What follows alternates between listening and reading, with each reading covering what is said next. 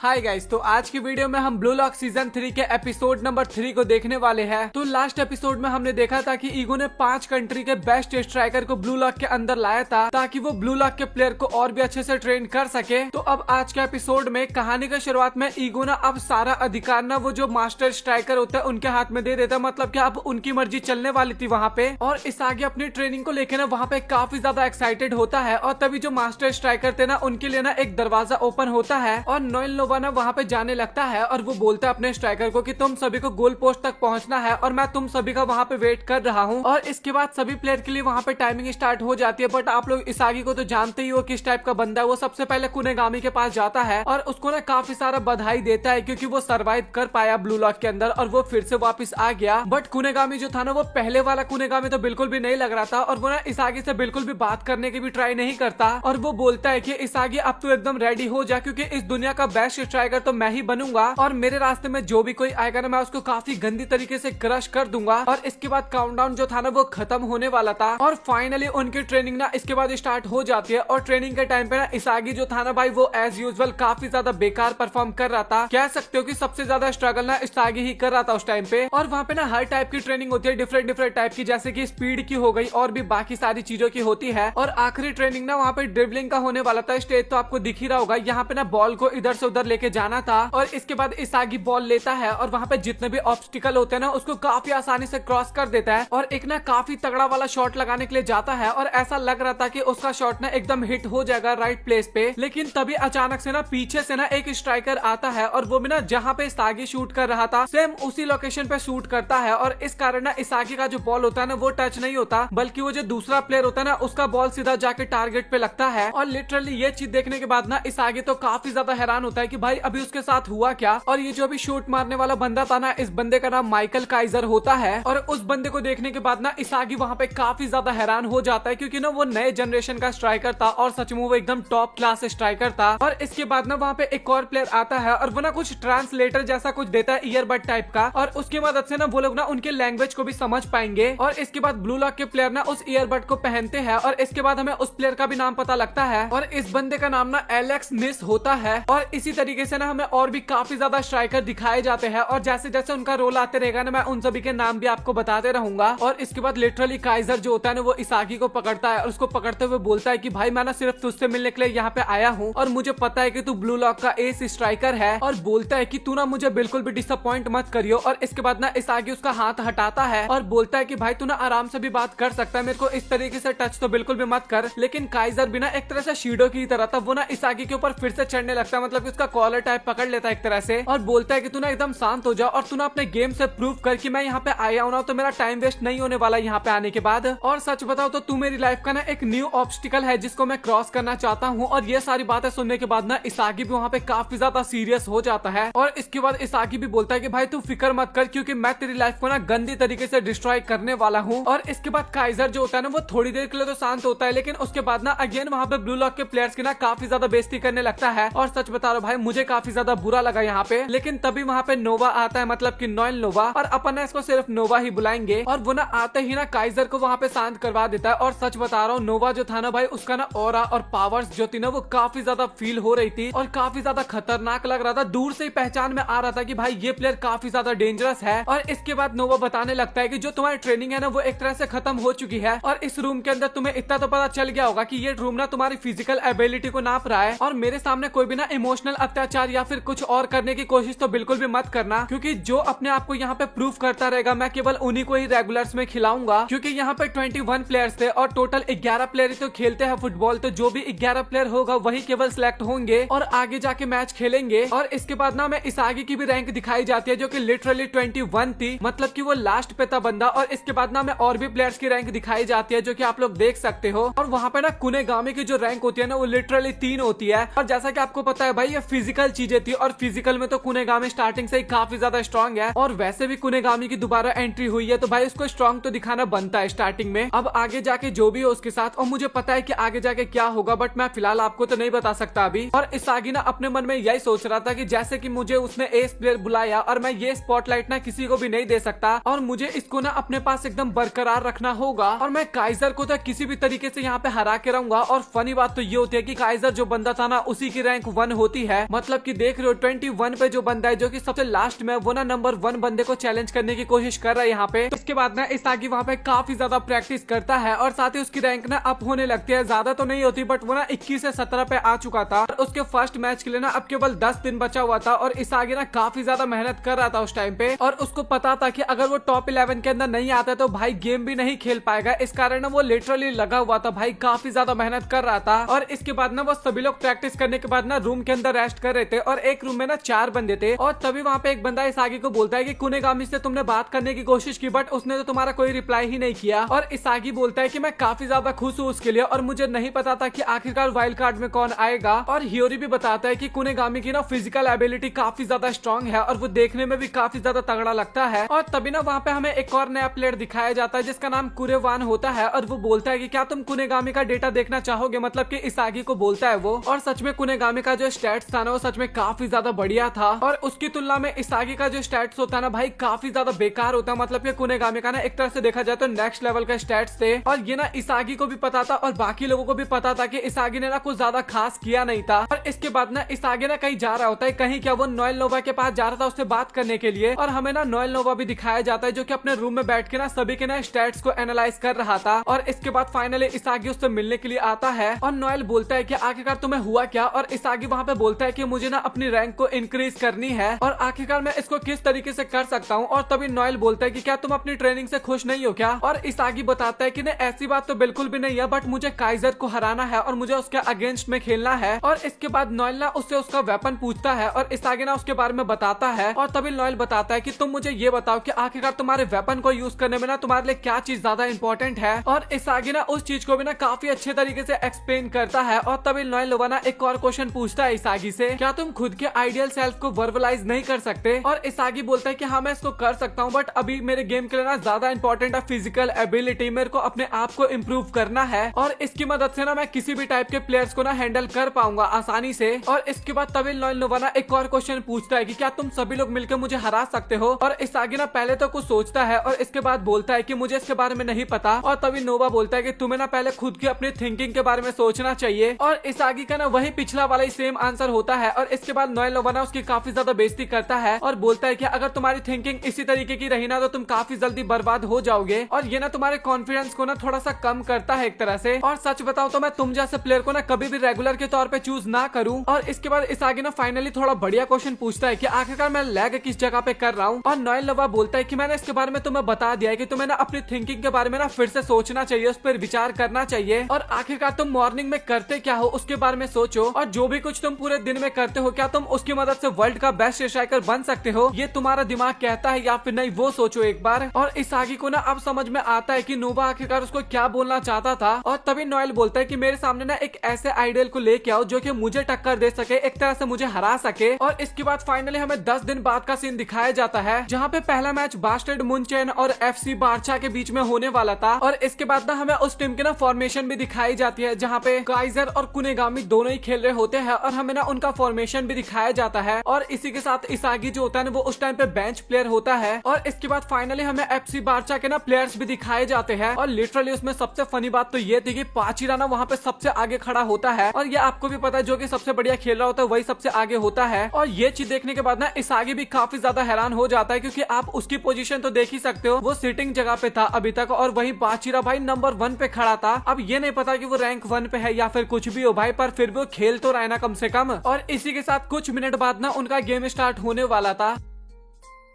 और बस इस एपिसोड को हम यहीं पे रहने देते हैं।